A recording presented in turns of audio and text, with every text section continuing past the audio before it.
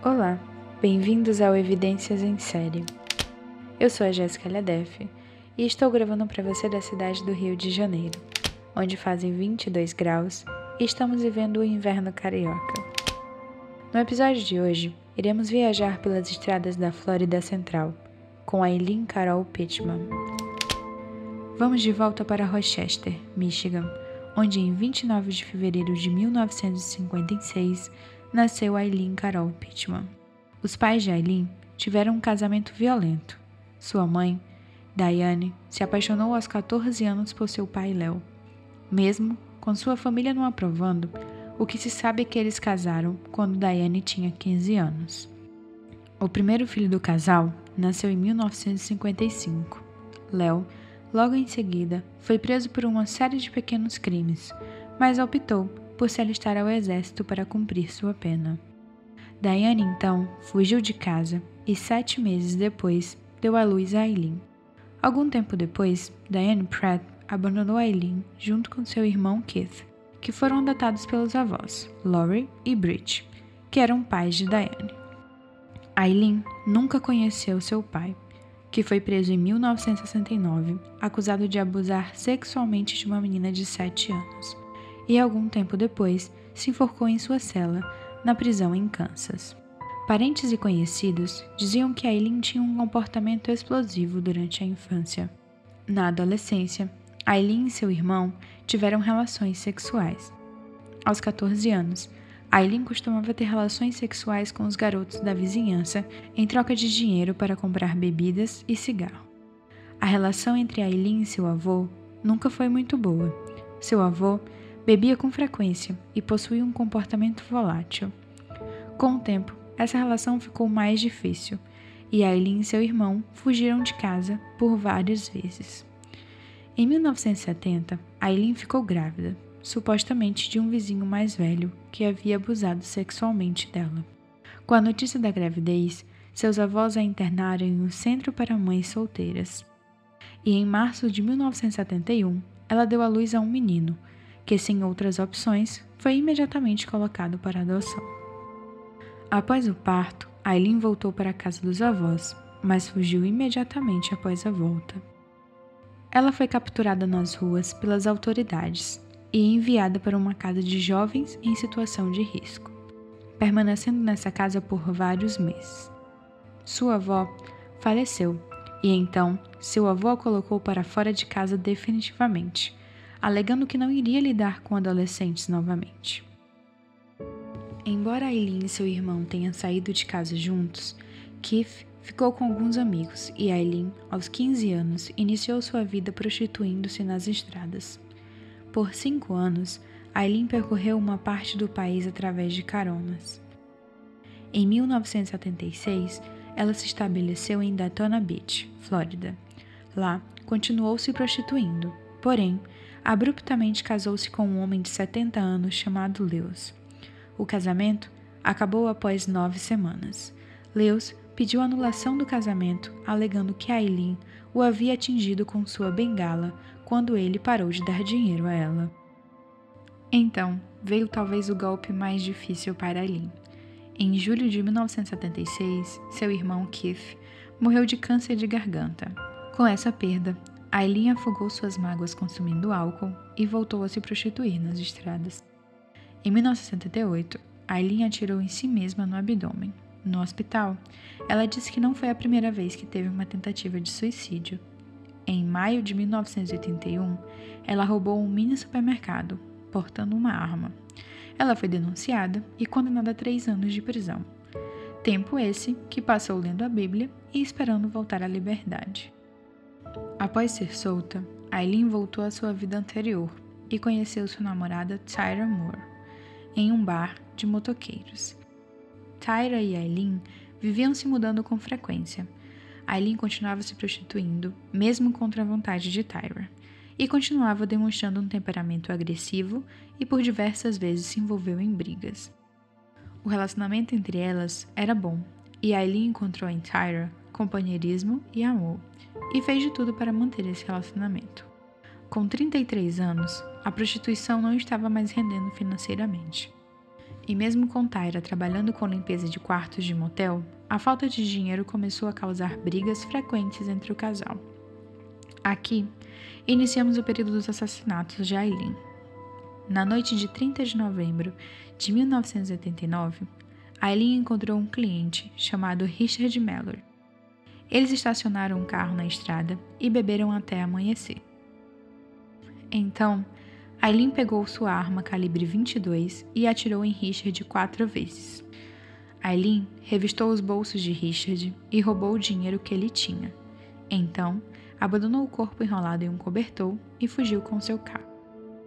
Após retirar todos os objetos de valor do carro, Aileen limpou as impressões digitais e abandonou o carro em outro local. Mais tarde, o corpo de Richard foi encontrado por 2 homens em uma estrada interestadual em Volusia, Flórida.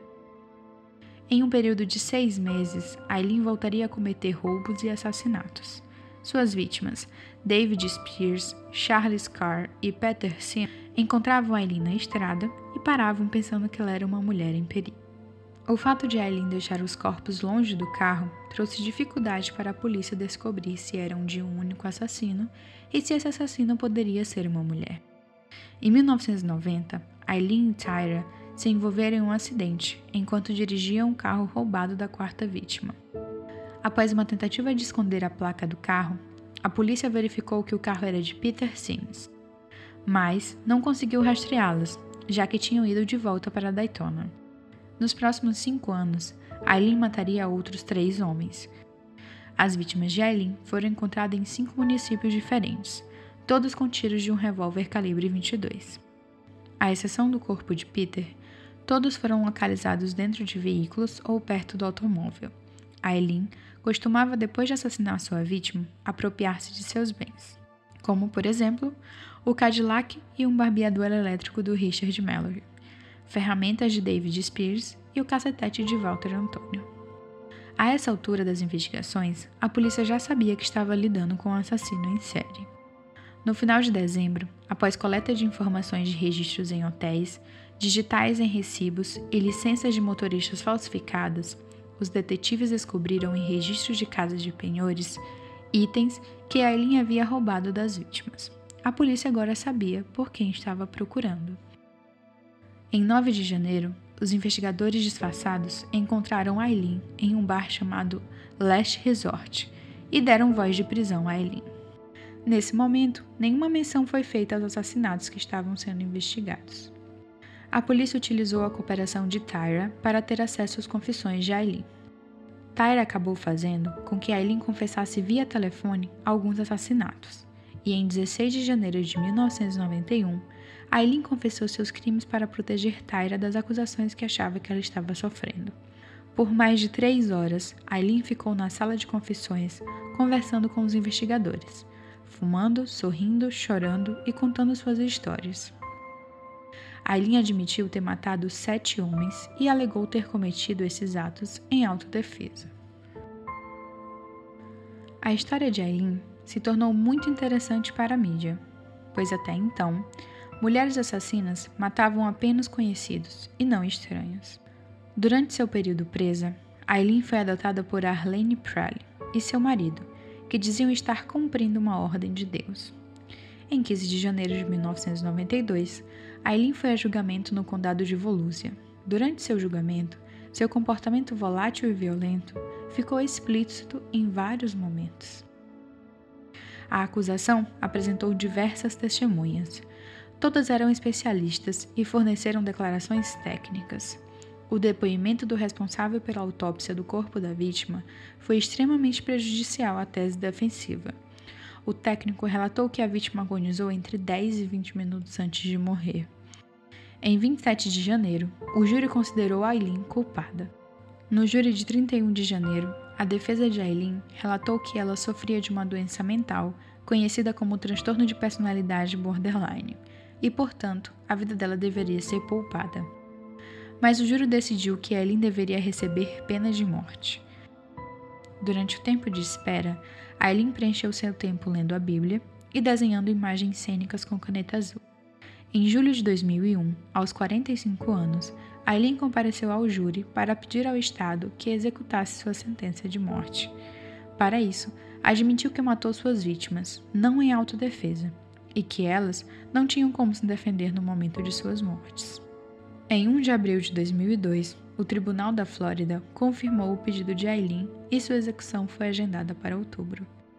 Em 9 de outubro de 2002, Aileen Wuornos foi morta por injeção letal com 46 anos. Assim terminamos o caso de Aileen. Ao final desse episódio, fico com a impressão de que ela era, talvez, a pessoa mais verdadeira envolvida em seu caso. Todas as outras, seus advogados, a polícia, pareciam estar apenas interessados em tentar vender sua história pela maior quantidade de dinheiro possível. A casa de Aileen foi vandalizada. Os arquivos do caso foram roubados. O único advogado que se atreveu a questionar seu primeiro julgamento recebeu ameaças de morte e foi afastado do caso. Existe ainda a suspeita de que o conselheiro municipal, em Volusia, havia negociado contratos para livros e filmes sobre o caso. Aileen não sabia como fazer a vida funcionar de outra forma. Desde a infância, sua vida foi cercada de violência e instabilidade. Se seu suposto diagnóstico de transtorno borderline tivesse sido confirmado, ele poderia, talvez, explicar seus comportamentos. O Evidências em Série é um podcast em formato de storytelling. As informações desse episódio foram retiradas de pesquisas pelo caso Aileen Carol Pittman, dentre elas o livro Serial Killer, Louco ou Cruel, da autora Ilana Kasoy, e de documentários que contam através de depoimentos e entrevistas sobre a trajetória de Aileen.